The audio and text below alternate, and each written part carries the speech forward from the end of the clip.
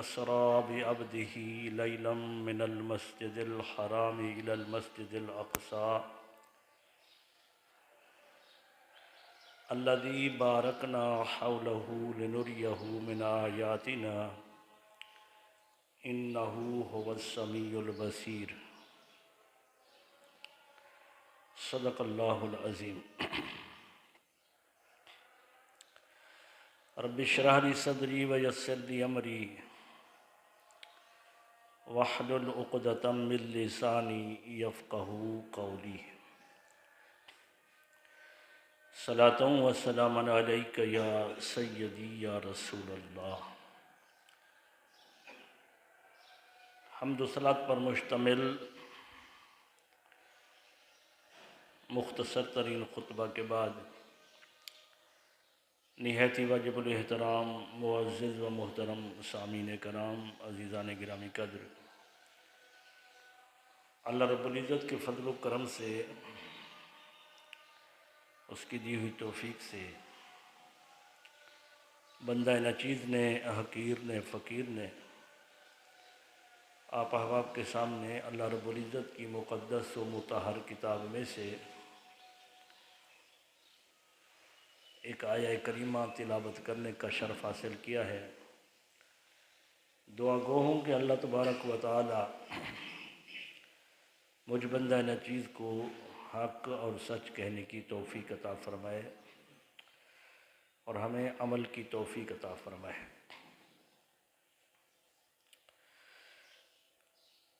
سورہ بنی اسرائیل کی پہلی آیت کریمہ، اس کا ترجمہ کچھ یوں ہے۔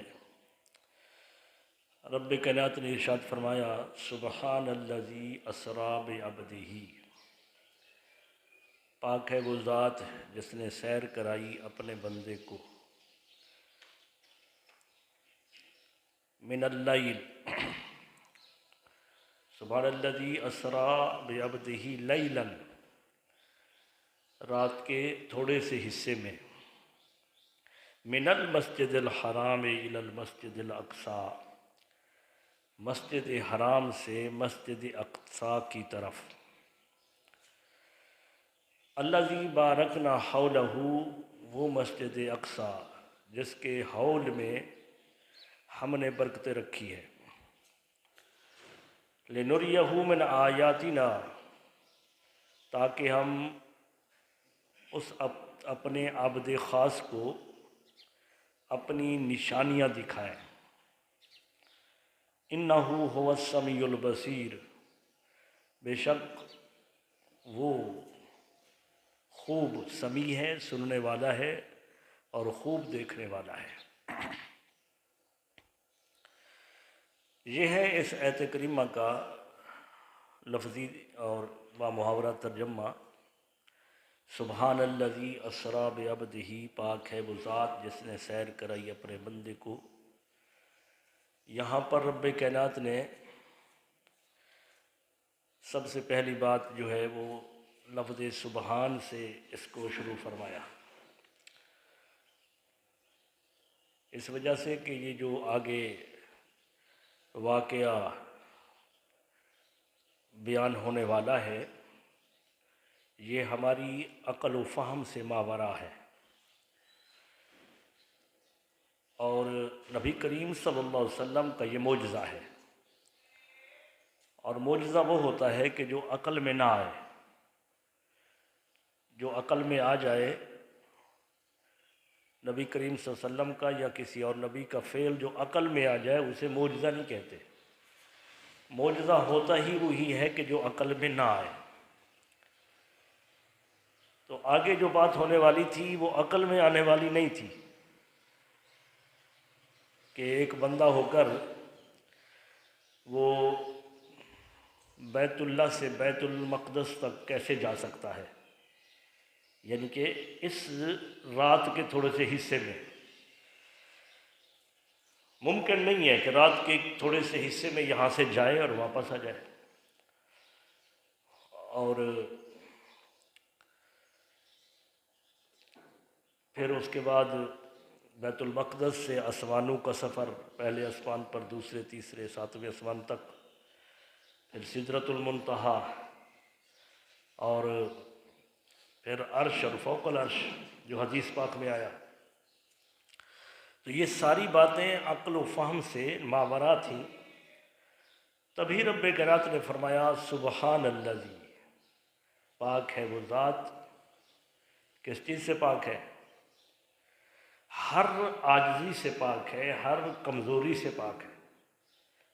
ہم کوئی کام نہیں کر سکتے تو اس کی وجہ کیا ہوتی ہے کہ ہمارے لیے وہ کام کرنا ممکن نہیں ہے۔ تو کیا وجہ ہے کہ ہماری طاقت ہی نہیں ہے۔ جب طاقت نہیں ہوتی تو وہ کام ہمارے لیے ناممکن ہو جاتا ہے کہ ہم یہ کام نہیں کر سکتے۔ اگر وہ کام جو ہم نہیں کر سکتے، ہماری طاقت سے زائد ہے، وہ کام ہمارے لیے ناممکن ہے، تو رب کائنات نے فرمایا کہ میں تو علی کل شیء قدیر ہوں، میں تو قادر مطلق ہوں۔ میری شان کو تم جانتے ہو کہ میں نے یہ کائنات پوری 6 دن کے اندر پیدا کی، اور چاہتا تو ایک لمحے میں پیدا کر دیتا سارا سب کچھ۔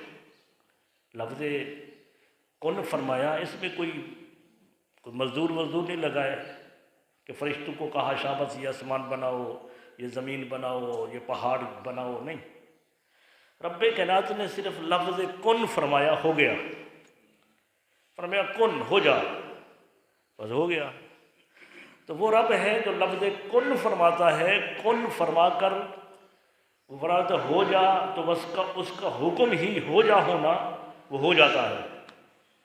یعنی وہ اتنا طاقت والا ہے، وہ اتنا قدرت والا ہے، اس کی طاقت پر کسی کو قدغن نہیں ہے۔ وہ علی کل شیء قدیر ہے، وہ قادر مطلق ہے۔ فرمایا کہ جو کام تم نہیں کر سکتے، تمہاری طاقت سے زائد ہے، اگر وہ بھی میری طاقت سے زائد ہو تو پھر تو میں خدا ہی نہ ٹھہرا۔ پھر مجھے کون خدا کہے؟ کون مجھے قادر مطلق کہے؟ تمہارے لیے ناممکن، میرے لیے ناممکن، ایسا تو نہیں ہے۔ تمہارے لیے ہر چیز جو تمہاری طاقت بنائی ہے میں نے، اس سے جو تمہاری طاقت سے زائد ہے، تمہارے لیے وہ کام ناممکن ہے، لیکن میری طاقت ہر چیز سے اعلیٰ ہے۔ میں تو علی کل شیء قدیر ہوں، ہر چیز پر قدرت رکھتا ہوں، جو چاہوں کرتا ہوں۔ تو اگر کوئی کام میرے لیے بھی ناممکن ٹھہرے تو یہ میری کمزوری ہوگی۔ بھئی اللہ کے لیے بھی اگر کوئی کام جو ہے کو ناممکن ٹھہرے تو صاف ظاہر ہے کہ بھئی یہ کام تو اللہ کی قدرت سے زیادہ ہے، معاذ اللہ ایسا کوئی کہے تو پھر اللہ تبارک و تعالیٰ کمزوری سامنے آئے گی کہ نہیں آئے گی؟ ایسا نہیں ہے۔ اللہ تبارک و تعالیٰ علی کل شیء قدیر ہے، وہ ہر چیز پر قادر ہے، وہ جو چاہے کرتا ہے۔ تو اس نے وہ جو سینکڑوں نہیں ہزاروں سوالات اٹھنے والے تھے اپنے محبوب کی ذات پر، صاف ظاہر ہے لوگ سوال اٹھاتے کرتے اٹھے بھی تھے، اور اللہ کی شان کو نہ سمجھنے والے ابھی بھی سوال اٹھاتے ہیں۔ تو وہ اللہ تبارک و تعالیٰ کی جو اس واقعہ کا جو پہلا لفظ ہے نا، لفظ سبحان، اس سبحان نے سارے اعتراضات کو یکسر خاک کر دیا ہے، سب اعتراضات کو مٹا کر رکھ دیا ہے کہ یہ سوال تم کیا کرو گے کہ محمد جو ہے وہ تو ایک بندہ ہے اور وہ ایک مخلوق ہے، وہ یہاں سے رات کے تھوڑے سے حصے میں بیت المقدس کیسے جا سکتا ہے، وہاں پر پھر آسمانوں پر پہلے آسمان پر کیسے جا سکتا ہے، دوسرے پر کیسے جا سکتا ہے، ساتوں آسمان پار کیسے چلا گیا، عرش پر کیسے چلا گیا۔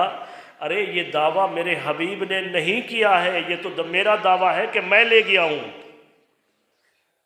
یہ بات ہے، اصل میں یہ میرا دعویٰ ہے۔ تو معراج النبی صلی اللہ علیہ وسلم اتنا عظیم معجزہ ہے اللہ کے پیارے حبیب صلی اللہ علیہ وآلہ وسلم کا، اس سے بڑا اور معجزہ سوائے ایک معجزے کے اور کوئی نہیں ہے۔ آقا علیہ الصلوۃ والسلام کے معجزات لاتعداد ہیں، آپ سراپائے معجزہ ہیں، آپ کا بولنا، آپ کا چلنا، آپ کا بیٹھنا، آپ کا سونا، ایک ایک چیز معجزہ ہے۔ لیکن ان ہزارہا معجزات میں عظیم معجزہ ہے معراج کا، اور اس سے بڑا معجزہ جو ہے، جو تمام معجزوں کا سردار ہے، وہ معجزہ ہے قرآن کا۔ یہ بھی اللہ رب العزت نے اپنے حبیب صلی اللہ علیہ وسلم کو عطا کیا معجزہ ہے قرآن۔ یہ سب سے بڑا معجزہ ہے جو کافروں کے لیے، یہود و نصارہ کے لیے، قیامت تک کے لیے چیلنج ہے۔ قرآن مجید اس سے کم درجہ جو آقا علیہ الصلوۃ والسلام کے سینکڑوں معجزوں کا سب سے سردار معجزہ ہے، وہ معجزہ معراج ہے کہ حضور صلی اللہ علیہ وسلم کے اس معجزہ معراج میں عقلیں دنگ رہ جاتی ہیں۔ عقل کو تو معجزے میں ویسے بھی دخل نہیں ہوتا، لیکن کم از کم دوسرے معجزات جو ہوتے ہیں اس میں کچھ سوچے بندہ تو اگر اس کی تہہ تک نہ پہنچ سکے تو کم از کم پتہ تو اتنا چلتا ہے کہ مضمون اس طرح کا ہے۔ لیکن یہاں معجزہ معراج میں جب بندہ غوطہ زن ہوتا ہے، صاحب علم، تو ایک نہیں سینکڑوں جو ہے باب کھلتے ہیں جس میں بندہ غوطہ زن ہوتا ہوا چلا جاتا ہے، اور پھر اس کی حد تک، گہرائی تک نہیں جا سکتا، اس کی جو پنہائیاں ہیں وہاں تک نہیں جا سکتا۔ یہ اتنا عظیم معجزہ رب کائنات نے اپنے پیارے حبیب صلی اللہ علیہ وسلم کو عطا کیا، اور ساتھ ہی فرمایا کہ سبحان الذی اسریٰ بعبدہ، تاکہ کوئی لوگ، کوئی بندہ، کوئی شخص میرے حبیب پر اعتراض نہ کرے، تو اس کا جواب خود دے دیا کہ پاک ہے وہ ذات جس نے سیر کرائی اپنے بندے کو۔ یعنی اس واقعہ معراج کے اندر یہ میرے حبیب صلی اللہ علیہ وسلم کو راتوں رات یہ سب کچھ سیر کرا دینا، اپنے آیات مقدسہ دکھانا، اپنی رویت سے انہیں بہراور کرنا، اپنی رویت دکھانا، گفتگو کرنا، فرمایا کہ یہ سب کچھ جو کیا اس میں کیسے ہو سکتا ہے، کیسے ممکن ہے؟ فرمایا یہ نہ دیکھو کہ محمد کے لیے کیسے ممکن ہے، بلکہ یہ دیکھو کہ میرے لیے بھی ممکن ہے یا نہیں ہے۔ تو یہ سارا کام میں نے کیا ہے، پاک ہے وہ ذات جس نے سیر کرائی اپنے بندے کو۔ اب یہاں پر لفظ سبحان جو ہے، جیسے ہم کوئی چیز کام کرتے ہیں تو کوئی قسم اٹھاتے ہیں، تو قسم جو ہے بات کو پختہ کرنے کے لیے ہوتی ہے۔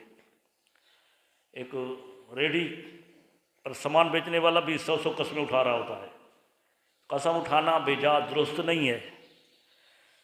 اور عربی لفظ جو سبحان ہے، تو یہ بھی بتایا گیا کہ یہ بھی یعنی سبحان اللہ، لفظ سبحان یہ بھی بطور ایک قسم کے استعمال ہوتا ہے، یعنی اللہ کی شان ہے، اس میں اللہ کی عظمت ہے، تو لہذا یہ قسم کے طور پر استعمال ہوا۔ تو اگر قسم کے طور پر استعمال ہوا تو رب کائنات نے لفظ سبحان فرما کر آگے جو بات کی ہے، صاف ظاہر ہے وہ بات بڑی اہمیت والی ہے، اور ایسی بات ہے کہ جس میں عقل کو دخل نہیں ہے۔ اگر وہ واقعہ معراج صرف خواب کے اندر ہوتا، جیسے کچھ ہمارے دوستوں نے اپنی کتابوں میں لکھا کہ خواب تھا، تو خواب میں نبی کریم صلی اللہ علیہ وسلم کا بیت اللہ سے بیت المقدس تک جانا، اور بیت المقدس سے پھر آسمانوں تک جانا، یہ کوئی کمال کی بات نہیں ہے۔ خواب جو ہے وہ اس طرح کے آتے رہتے ہیں کہ بندہ ایک لمحے کے اندر جو ہے اپنے گھر میں سویا ہوا ہے، اور یہاں سے وہ جو 30-35 گھنٹے لگتے ہیں جہاز کے دنیا کے دوسرے کونے میں جانے تک، اگر وہاں بندہ گیا ہے، اس نے وہاں وقت گزارا ہے، کچھ رات کو سویا ہے، تو وہاں کے دیکھتا ہے کہ میں وہاں پہنچا ہوا ہوں۔ اللہ کے نیک بندوں کو اللہ تبارک و تعالیٰ کے گھر کی زیارت ہوتی ہے خواب کے اندر، مکہ کی، مدینہ کی زیارت ہوتی ہے۔ ایک دفعہ عمرہ کر کے آ گیا، پھر اسے خواب آتے رہتے ہیں، بہت اچھے خواب ہیں، تو کیا وہ خواب میں یہاں سویا ہوا ہے تو مکے پہنچا ہوا ہے، تو یہ کوئی کمال کی بات ہے۔ خواب کے اندر تو ہر کوئی خواب دیکھتا ہے، خواب کے اندر دیکھتا ہے کہ میں آسمانوں کے بیچ اڑ رہا ہوں 15 پرندے کی طرح، اللہ نے پر لگا دیا، اڑ رہا ہوں۔ تو خواب کوئی بڑی بات نہیں ہے۔ تو جب خواب ایک بڑی بات نہیں ہے تو آقا علیہ الصلوۃ والسلام کے معجزہ معراج اگر خواب میں ہوتا تو کیا اللہ رب العزت اس واقعہ کو لفظ سبحان سے شروع فرماتا، یعنی اپنی قسم سے شروع فرماتا؟ تو لہٰذا اس میں بھی یہ پتہ چل گیا کہ رب کائنات نے جو لفظ سبحان جو بطور خاص قسم کے لیے استعمال ہوتا ہے اس کو جو بیان کیا، تو آگے پتہ یہ چل رہا ہے کہ آگے کوئی واقعہ جو رونما ہونے والا ہے وہ بڑی اہمیت کا حامل ہے۔ تو یہاں بھی رب کائنات نے اس وجہ سے فرمایا لفظ سبحان، اور پھر اس کے بعد سبحان الذی اسریٰ بعبدہ، پاک ہے وہ ذات جس نے سیر کرائی اپنے بندے کو۔ اب یہاں پر یہ پتہ کیا چل رہا ہے کہ حضور صلی اللہ علیہ وسلم کو جب سیر کرائی گئی تو کس نے سیر کرائی؟ اللہ نے۔ قرآن مجید کے اندر یہی آیا، حدیث پاک میں جب پڑھتے ہیں تو وہاں پتہ چلا کہ اللہ تبارک و تعالیٰ نے وہاں پر آپ کو لے جانے کے لیے جبریل کو بھیجا۔ بخاری، مسلم، ترمذی، نسائی، ابو داؤد، موطا امام مالک اور حدیث کی سیاستہ کے علاوہ ساری کتابوں کے اندر جو واقعہ معراج آپ پڑھتے ہیں، محدثین نے اپنی کتابوں میں لکھا، بڑی شرح و بسط کے ساتھ میرے دادا مرشد حضور غزالی زمان نے اس کو اپنی مقالات کاظمی میں لکھا۔ تو اس میں جب ہم پڑھتے ہیں تو حضور صلی اللہ علیہ وسلم کا واقعہ معراج، معجزہ معراج مکہ سے شروع ہوتا ہے، اور مکہ سے جب شروع ہوتا ہے تو لینے کے لیے رب کائنات جبریل امین کو بھیجتا ہے۔ یہی ہے نا، یہی آپ نے سنا، یہی ہم پڑھا۔ لیکن جب قرآن پڑھتے ہیں تو اللہ فرماتا ہے سبحان الذی اسریٰ بعبدہ، پاک ہے وہ ذات جو لے گیا اپنے بندے کو۔ قرآن کہتا ہے کہ میں لے گیا، تو حقیقت کیا ہے؟ حقیقت یہ ہے کہ جبریل تو صرف اولا تھا، جبریل تو ایک پروٹوکول تھا۔ جیسے آپ دعوت کرتے ہیں، دعوت کے اندر دعوت دینے کے کچھ طریقے ہیں، ہر کسی کو طریقہ دعوت جو دی جاتی ہے ایک طرح سے نہیں دی جاتی۔ آپ احباب کوئی پروگرام کریں تو دعوت کے انداز مختلف ہیں۔ مثلا ہمارے مسجد کے اندر پروگرام ہوتا ہے تو میں اعلان کر دیتا ہوں، بھائی فلاں رات اتنے بجے عشاء کی نماز کے بعد ہمارے ہاں پروگرام ہے، آپ تمام احباب کو دعوت ہے۔ تو میں نے دعوت دے دی، ایک طریقہ یہ ہے، دعوت دے دی، اور آپ احباب آ گئے۔ جب آپ احباب آئے تو کوئی ایسا بھی آ گیا جس نے صرف دوسرے سے سنا کہ وہاں مسجد کے اندر جو ہے وہ میلاد النبی کا پروگرام ہے، میراج النبی کا پروگرام ہے، عظمت توحید کا پروگرام ہے، حضور کی سیرت کا پروگرام ہے۔ تو کسی سے سنا، سن کر آ گئے، اور یہ پہلے ایسا ہوتا تھا، آج نہیں ہوتا۔ آج تو کسی کو خاص جب تک کہا نہ جائے کوئی جاتا نہیں ہے۔ یہ حضور کی عظمت کے جلسے جب ہوا کرتے تھے تو صرف اعلان ہی کافی ہوتا تھا، اور سبھی کے لیے ہوتا تھا کہ سب لوگ آ جائیں۔ اب کہتے ہیں مجھے تو بولا نہیں اس نے، وہ گھر میں پروگرام کر رہے تو مجھے فلاں نے بولا نہیں ہے۔ بھی اللہ اس کے رسول کی کیل و کال ہے، اس میں کوئی دعوت نامہ دینے کی ضرورت تھوڑی ہے۔ تو یہ بھی کافی ہے، اس میں اگر کوئی ایسے آ گیا تو دعوت خاص نہیں ہے، دعوت عام ہے۔ آپ کوئی خاص دعوت کر رہے ہیں گھر کے اندر، صرف اپنے رشتہ داروں کو مدعو کرتے ہیں تو اس میں جانا بن بلایا نہ جائے، بندہ منع ہے۔ اور اگر حضور کی ذات کی خاطر اللہ کی دعوت کر رہے، اللہ کی رضا کی خاطر، اللہ کی رضا کی خاطر کریں تو وہاں قید لگانا منع ہے۔ یہاں تک کہ آپ احباب جو ولیمہ کی دعوت کرتے ہیں اس میں بھی قید لگانا منع ہے کہ میں کسی رشتہ دار کو دعوت دوں گا، کارڈ بھیجوں گا تو وہی آئے گا، اس کے ماں سوا کیوں دوسرا آ گیا، ایسا نہیں کر سکتے، منع ہے۔ ایسے ولیمے پر اللہ خوش نہیں ہوتا جس کے اندر غریب نہ ہو۔ بھی آپ امیروں کو تو بلا لیں، غریبوں کو نہ بلائیں۔ ایسا ولیمہ اللہ اس کے رسول کے ہاں قبول، ولیمے کے حوالے سے بھی آپ بلائیں ان کو، لیکن ولیمے کی دعوت کے اندر غریبوں کو بھی بلائیں۔ تو لہٰذا ایک میں بتا یہ رہا تھا کہ ایک طریقہ یہ ہوتا ہے کہ اعلان کر دیا جاتا ہے کہ بھئی یہ دعوت ہے، آپ آ جانا، اور دعوت عام ہوتی ہے، ہر کوئی آ جاتا ہے۔ اور پھر ایسا ہوتا ہے کہ میں جب دعوت دی اپنے پروگرام کی تو اعلان عام کر دیا، سبھی نے سنا، جن کو فرصت تھی، وقت تھا، آ گئے۔ اور پھر میں نے سوچا کہ یار فلاں عالم دین کو بلا لوں، تو اس کو میں نے خاص طور پر ٹیلی فون کر دیا، موبائل اٹھایا اور کو فون کیا، یا اپنے احباب میں سے جو خصوصی تھے، مثلا بھئی اوروں کو تو عام دعوت دے دی، صحیح سبھی کے لیے ہے، کسی کو خاص دعوت دینی ہے کہ اس کو تو ضرور ہمارے پروگرام میں ہونا چاہیے، تو ہم اس کو دوبارہ، حضرت آپ جمعہ میں تھے، اعلان تو سماعت کیا، لیکن آپ نے ضرور آنا ہے، تو اس پہلی دعوت سے خاص ہو گئی، ٹیلی فون اس کو کر دیا، مخصوص کر کے، ایک بندے کو، دو بندے کو جو مخصوص تھے، خاص تھے۔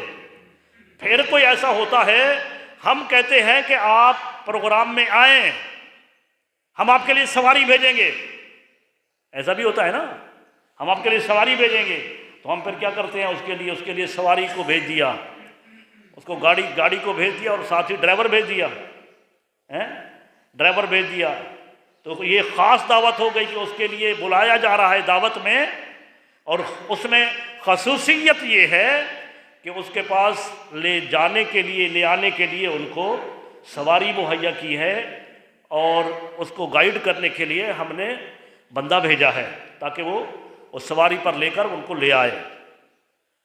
اور اس سے بھی خاص دعوت ہوتی ہے کہ جس کو اخص الخاص ہے، حضرت میں خود تمہیں لینے کے لیے آ رہا ہوں، میں یعنی کہ وہ اتنا اہم ہے کہ کہا کہ میں تمہیں خود لینے کے لیے آ رہا ہوں، تو پھر سواری بھی ہے لیکن قاصد نہیں بھیجا، خود لینے کے لیے گئے۔ ہمارے ہاں تو یہ ساری دعوتیں ہوتی ہیں، اور ہم یہ سب کچھ کر بھی چکے ہیں، کر رہے ہیں، کہ ہمارے کسی جلسے کے اندر دعوت عام بھی ہوتی ہے، دعوت خاص بھی ہوتی ہے، فون کر کے بتاتے ہیں آپ نے فلاں کو آنا ہے، کسی کے پاس ہم ڈرائیور گاڑی بھیجتے ہیں، اور کوئی ہمارا خاص ایسا مہمان ہوتا ہے ہمارے استادوں میں سے، ہمارے پروگرام میں اس نے سپیچ کرنی ہوتی ہے، تو میں ان کے پاس خود گاڑی لے کر گیا ہوں، حاضر ہوا ہوں کہ آپ کو لے کر میں آتا ہوں۔ تو یہ دعوتوں کے طریقہ کار ہیں۔ اللہ رب العزت نے اپنے پیارے حبیب صلی اللہ علیہ وسلم کو بلایا، بلانے کی وجہ یہ تھی کہ مکہ ہے، سرزمین مکہ پر امام الانبیاء صلی اللہ علیہ وسلم پر ظلم و ستم ہو رہے ہیں۔ آقا علیہ الصلوۃ والسلام اللہ تبارک و تعالیٰ کی وحدانیت کی دعوت دیتے ہیں، جواب میں آقا علیہ الصلوۃ والسلام کو پتھر لگتے ہیں۔ آپ صلی اللہ علیہ وسلم اگر نماز پڑھتے ہیں تو آپ صلی اللہ علیہ وسلم کے ساتھ یہ برتاؤ ہوتا ہے کہ حالت قومے کے اندر آپ صلی اللہ علیہ وسلم کی گلے کے اندر پگڑی ڈال کر، کپڑا ڈال کر اس کو بل دے کر پھر گھسیٹا جاتا ہے۔ آپ صلی اللہ علیہ وسلم اگر نماز پڑھ رہے ہیں تو وہی حرم مکہ ہے، آپ صلی اللہ علیہ وسلم کی پیٹھ مبارک پر جو ہے وہ جانور کا اوجھ رکھ دیا جاتا ہے۔ آپ صلی اللہ علیہ وسلم تبلیغ کے لیے نکلتے ہیں طائف کے میدان میں، طائف کی وادی میں، وہاں کے جو وڈیرے ہیں وہ آپ صلی اللہ علیہ وسلم کے پیچھے نوجوان اوباش لڑکوں کا ایک جھرمٹ لگا دیتے ہیں، اور وہ آپ کے ساتھ مذاق کر رہے ہیں، آپ صلی اللہ علیہ وسلم کے ساتھ وہ مذاق بھی کر رہے ہیں، تنزیح کر رہے ہیں آپ صلی اللہ علیہ وسلم کی، اور آپ صلی اللہ علیہ وسلم کو پتھر مار رہے ہیں۔ وادی طائف کے اندر میرے آقا کو اتنے پتھر لگے کہ جسم سے خون سرکا، اور وہ آپ صلی اللہ علیہ وسلم کے جسم سے سرکتا وہ آتا ہے نالین مبارک میں، آپ صلی اللہ علیہ وسلم کے جوتا مبارک میں۔ اللہ رب العزت کا پیارا حبیب، اللہ رب العزت کی توحید کی خاطر اور ہمارا دین متین، اللہ کا پسندیدہ دین، اپنی امت کی خاطر یہ سب کچھ سہ رہا ہے۔ کفار مکہ اپنے قریبی، اپنے رشتہ دار، اپنے چچا سارے کے سارے آپ کے دشمن ہو گئے ہیں۔ اس اثناء کے اندر رب کائنات فرماتا ہے حبیب یہ سب جو آپ کو تکلیفات دے رہے ہیں، جو آپ اس توحید کی خاطر، دین اسلام کی تجویز کی خاطر جو آپ یہ ظلم و ستم سہ رہے ہیں، تو آپ آئیں، ہم آپ کو اعزاز دیتے ہیں، آپ کو نوازتے ہیں۔ وہ کس سے؟ کہ آپ کو اپنی آیات کی سیر بھی کراتے ہیں، آپ کو اپنی آیات بھی دکھاتے ہیں، آپ کو زمین و آسمان کی سیر بھی کراتے ہیں، آپ کو عرش فوق العرش بلا کر آپ کو اپنا جلوہ بھی دکھاتے ہیں، آپ کو اپنا جلوہ بھی دکھاتے ہیں۔ تو یہ رب کائنات نے اس مقام پر اپنے پیارے حبیب صلی اللہ علیہ وسلم کو بلایا اور اعزاز یہ دیا کہ جبریل کو بھیجا، سواری بھی خود بھیجی، براق بھیجا اور جبریل کو بھیجا، جبریل لے آیا وہ حدیث پاک جو آگے میں شروع کروں گا آج یا اگلے جمعہ پر، لیکن بھیجا جبریل کو، سواری بھی بھیجی۔ لیکن جس وقت رب کائنات نے اپنے اس مہمان خصوصی کا، جب جیسے کوئی بڑا مہمان خصوصی آتا ہے، وہاں پر میڈیا والے ہوتے ہیں اور پھر پریس ریلیز ہوتی ہے اور خبر چھپتی ہے، جب خبر چھاپی رب کائنات نے اس اپنے مہمان کو بلانے کے لیے، تو وہاں یہ نہیں فرمایا کہ جبریل کو میں نے بھیجا تھا محبوب کو لینے کے لیے۔ قرآن کی خبر کے اندر رب کائنات نے فرمایا سبحان الذی اسریٰ بعبدہ، پاک ہے وہ ذات جو لے گئی اپنے بندے کو۔ قرآن کی خبر میں رب کائنات نے فرمایا میں لے گیا، میں لے گیا۔ اور واقعی ویسے بھی اللہ تبارک و تعالیٰ، میں نے بتایا، میں نے کہا جبرائیل تو صرف اولا تھا، وہ تو پروٹوکول تھا، وہ تو پروٹوکول تھا، اور مکہ سے عرش فوق العرش تک لے جانے والی ذات خود خدا کی تھی، خود خدا کی تھی۔ کوئی کہے کہ یہ کیا؟ قرآن سے بتا دیتا ہوں۔ ایک یہ سفر ہے معراج کا اور ایک سفر ہے ہجرت کا۔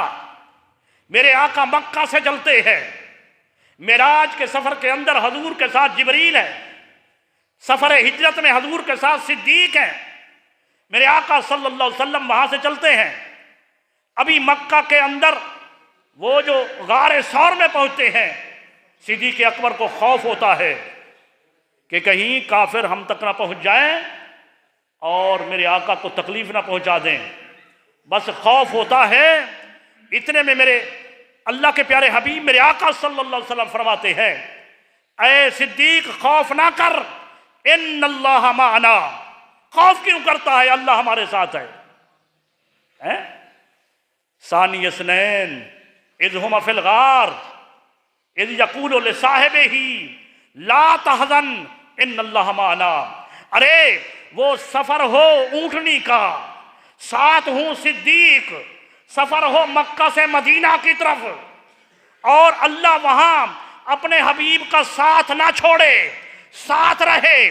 سفر ہو مکہ سے بیت اللہ سے بیت المقدس کا، آسمانوں کا، اور ساتھ ہوں جبریل، اللہ تبارک و تعالیٰ یہاں ساتھ چھوڑ دے؟ یہ میرے بات، کم از کم یہ بات میرے سمجھ میں نہیں آتی۔ تو اللہ وہاں بھی ساتھ ہے، اللہ وہاں بھی ساتھ ہے۔ تو رب کائنات نے اس وجہ سے فرمایا کہ جبریل تو صرف اولا ہے، تمہیں دکھائی دینے والا ہے۔ میرے حبیب صلی اللہ علیہ وسلم کا یہ پروٹوکول ہے کہ میں نے جبریل کو بھیجا اور ساتھ ان کے میں نے ہزاروں فرشتوں کو بھیجا، 70,000 فرشتے کو۔ یہ ایک فرشتوں کے جھرمٹ کے اندر، فرشتوں کے اس لشکر کے اندر میرے حبیب صلی اللہ علیہ وسلم کو لے آئیں۔ یہ تو پروٹوکول تھا۔ حقیقت کیا ہے؟ حقیقت وہ ہے جو قرآن بیان کر رہا ہوں، سبحان الذی اسریٰ بعبدہ، پاک ہے وہ ذات جو لے گئی اپنے بندے کو۔ تو کون لے گیا؟ اللہ لے گیا، اللہ ساتھ ہے۔ اللہ تبارک و تعالیٰ جو ہے وہ اپنے بندے کو لے گیا۔ اب یہاں پر فرمایا کہ اسریٰ بعبدہ، سیر کرائی اپنے بندے کو۔ سیر میں راحت ہوتی ہے، سفر میں مشقت ہوتی ہے۔ اب یہ یہاں سے بیت اللہ سے بیت المقدس تک یہ اللہ نے سفر نہیں فرمایا بلکہ فرمایا سیر کرائی۔ اور کب سیر کرے؟ لیلن، رات کے وقت۔ رات بھی کون سی ہے؟ حدیث پاک میں معروف روایت 27 رجب المرجب، جس میں وہ چاند آخری لمحے میں نمودار ہوتا ہے۔ باری تعالیٰ عجیب تری حکمت ہے، تو نے اپنے حبیب کو سیر کرائی۔ ہم تو جب کسی سیر کو نکلتے ہیں تو ہمارا معاملہ یہ ہوتا ہے کہ ہم دن کو نکلتے ہیں، رات کا وقت جب ہوتا ہے ہم اپنے قیام گاہ کے اندر ہم آرام کرتے ہیں۔ رات کو تو اندھیرا ہوتا ہے، ہم کیا چیز دیکھیں؟ تو نے اپنے بندے کو سیر کرائی، وہ بھی رات کے اندر۔ فرمایا ہاں، میرا حبیب صلی اللہ علیہ وسلم رات کو سیر کرے گا، رات بھی اندھیری، 27ویں کی رات، دیکھا گا بھی ہر چیز کو۔ نُرِيَهُ مِنْ آیاتنا، ہم اپنی ساری نشانیاں انہیں دکھائیں گے، سب کچھ دیکھے گا۔ اس وجہ سے کہ کوئی لا علم یہ نہ سمجھے کہ میرا حبیب دن کے وقت سورج کی روشنی کا محتاج ہے، میرا حبیب رات کے وقت چاند کی روشنی کا محتاج ہے۔ ارے نہیں، میرا حبیب سیر کرے گا رات کو، رات بھی اندھیری ہوگی، اور لِنُرِيَهُ مِنْ آیاتنا، دیکھے گا بھی ہر چیز کو، اس لیے کہ روشنیاں میرے حبیب کی محتاج ہیں، میرا حبیب روشنیوں کا محتاج نہیں ہے۔ تو اس وجہ سے رب کائنات نے رات کو سیر کرا۔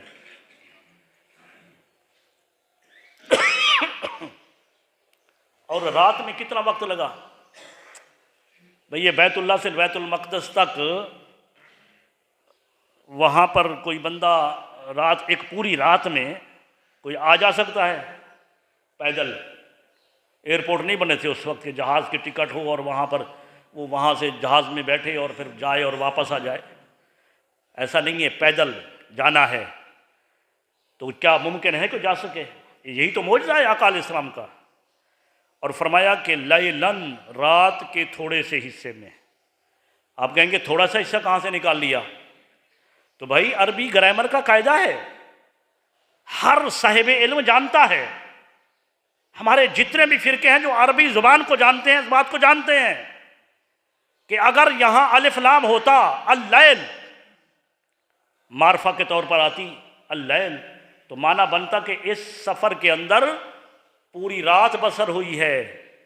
لیکن رب کائنات نے اللیل نہیں فرمایا، صرف لیلن فرمایا، تنکیر کے طور پر، نکرہ کے طور پر، جو اس بات پر دلالت کرتی ہے کہ اس واقعہ معراج کے اندر پوری رات صرف نہیں ہوئی، رات کا ایک حصہ صرف ہوا ہے، رات کا ایک حصہ۔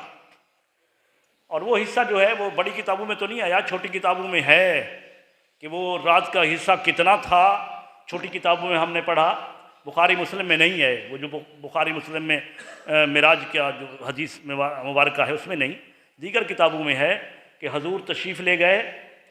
حضور جب بیدار کیا گیا آپ صلی اللہ علیہ وسلم کو، تو آپ اٹھے، آپ نے وضو کیا، اور وہاں سے پھر آپ سواری پر سوار ہوئے۔ جب واپس آئے تو وہ جو ڈھلوان تھی نا، وضو جو کیا تھا، وہ جو ڈھلوان تھی پانی نیچے اترنے کی، جب واپس آئے تو ابھی پانی بہہ رہا تھا۔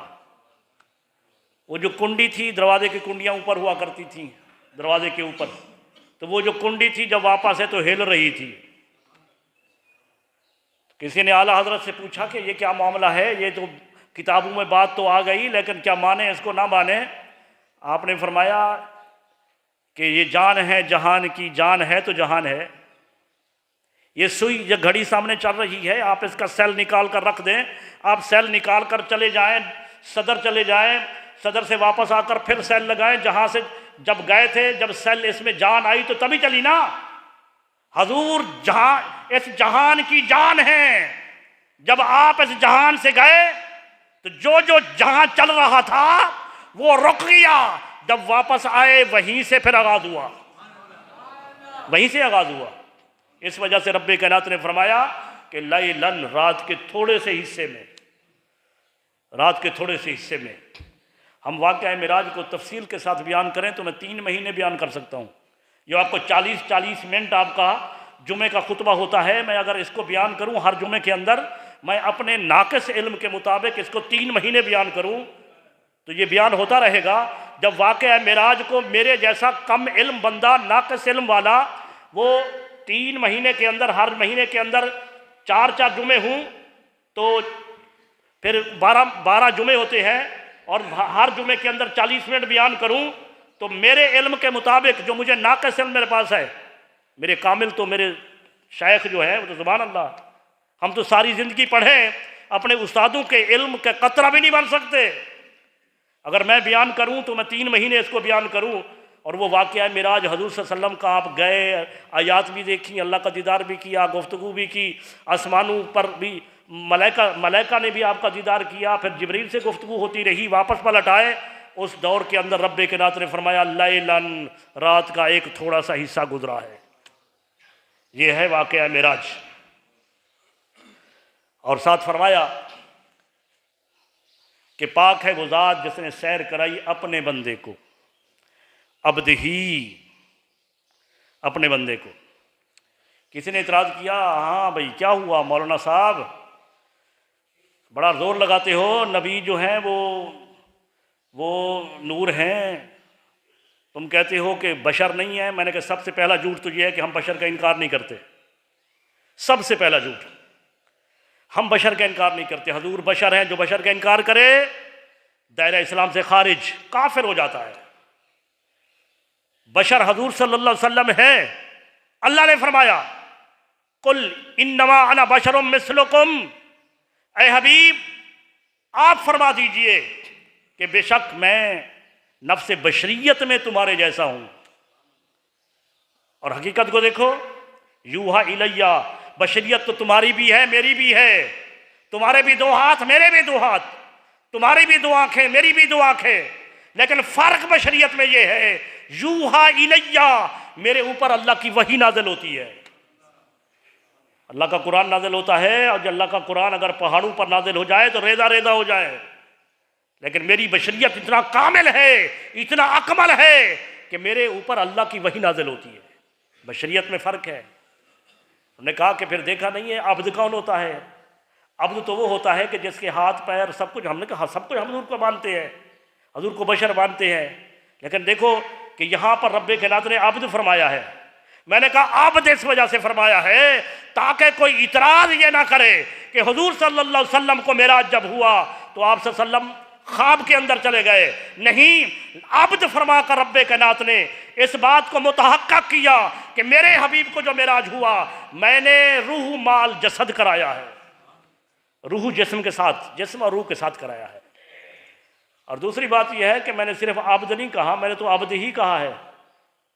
بھئی اللہ نے عبد ہی کہا نا، کوئی قرآن میں، حدیث میں، ذخیرہ حدیث میں کوئی بندہ دکھا دے صرف عبد، یہ اللہ نے فرمایا ہو یہ عبد ہے، عبد ہی نہ فرمایا ہو، عبد ہو نہ فرمایا ہو، تو بھائی وہ قادر مطلق ذات ہے، وہ اس کا خالق ہے، جیسے ہمارا خالق ہے، تو ہمارے آقا کا خالق کون ہے؟ اللہ ہے نا۔ تو اللہ کی مرضی ہے، وہ چاہے اس کو عبد کہے، اس کو نور کہے، اس کو جو چاہے، اللہ کی مرضی ہے جو وہ کہے۔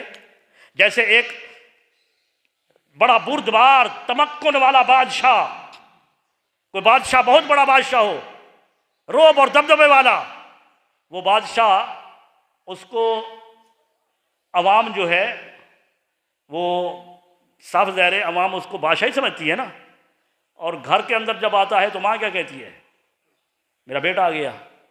اب عوام ساتھ ہے اور سن رہی ہے کہ ایک بڑھیا کہہ رہی ہے میرا بیٹا آ گیا، عوام بھی کہنا شروع کر دے میرا بیٹا آ گیا، میرا بیٹا آ گیا، کیا کہیں گے؟ رعایا جو ہے عقل مند ہے، بھئی وہ بیٹا ہے، وہ اپنی ماں باپ کے لیے ہے، تمہارے لیے وہ بادشاہ ہے، بے شک وہ عبد ہے لیکن اللہ کے لیے ہے۔ ہمارے لیے جب فرمایا تو رب کائنات نے فرمایا تمہارے لیے تمہارا حاکم آ گیا ہے، وہ ہمارا حاکم ہے، ہمارا آقا ہے، ہمارا مولا ہے، اس نے ہمارے لیے ہمارا عبد نہیں بنایا، وہ ہمارے لیے عبد نہیں، وہ اللہ کے لیے عبد ہے، ہمارے لیے ہمارا آقا و مولا ہے، آقا و مولا۔ اور رب کائنات نے یہی فرمایا نا، آپ یہاں پڑھ رہے ہیں قرآن میں، فرمایا سبحان الذی اسریٰ بعبدہ، پاک ہے وہ ذات جس نے سیر کرائی اپنے بندے کو۔ کلمہ پڑھتے ہیں تو اشہد ان لا الہ الا اللہ وحدہ لا شریک لہ واشہد ان محمدا عبدہ، تو کہیں عبد فرمایا، کہیں عبد ہی فرمایا۔ علامہ اقبال نے اس کو مسئلے کو ختم کر دیا، فرمایا نادانو سمجھتے نہیں ہو، عبد عبد سمجھ کر یہ کہہ رہے ہو کہ جیسے ہم ویسے وہ۔ ارے عبد اور ہوتا ہے، عبد ہو اور ہوتا ہے، عبد دیگر عبد ہو چیزیں دیگر، ای سراپا انتظار اون منتظر۔ فرمایا تمہیں عبد اور عبد ہو کی سمجھ نہیں آتی۔ عبد وہ ہوتا ہے جو اس انتظار میں ہوتا ہے مولا تو راضی ہو جا، اور عبد ہو وہ ہوتا ہے کہ اللہ تعالیٰ فرماتے ہیں حبیب تو راضی ہو جا۔ یہ فرق ہے بھئی عبد اور عبد ہو میں، ایک جیسے تھوڑے ہیں ہم اور آقا ایک جیسے۔ عبد ہو وہ عبد ہو ہے، اللہ فرما رہا ہے وَلَسَوْفَ يُعْتِيكَ رَبُّكَ فَتَرْضَىٰ، اے حبیب ہم آپ کو اتنا دیں گے کہ آپ راضی ہو جائیں گے۔ اور ہم کیا کرتے ہیں؟ کیوں جمعہ کے لیے آئے ہو؟ نماز کیوں پڑھتے ہو؟ دعائیں کیوں مانگتے ہو ہاتھ اٹھا کر؟ یا اللہ تو راضی ہو جا۔ ہم لگے ہیں، ہم عبد ہیں، ہم صرف عبد ہیں، لگے ہیں اللہ کو راضی کرنے کے لیے، اللہ کو راضی کرنے، اللہ راضی ہو جائے، اللہ کا کرم ہو جائے، اس وجہ سے سب کچھ کرتے ہیں۔ اور ایک اس کا حبیب ہے، اللہ فرماتا ہے وَلَسَوْفَ يُعْتِيكَ رَبُّكَ فَتَرْضَىٰ، اے حبیب ہم آپ کو اتنا دیں گے آپ راضی ہو جائیں گے۔ انشاءاللہ یہاں سے اپنے جمعہ کا اگلے جمعہ پر آغاز کریں گے۔ وَمَا عَلَيْنَا إِلَّا الْبَلَاغُ۔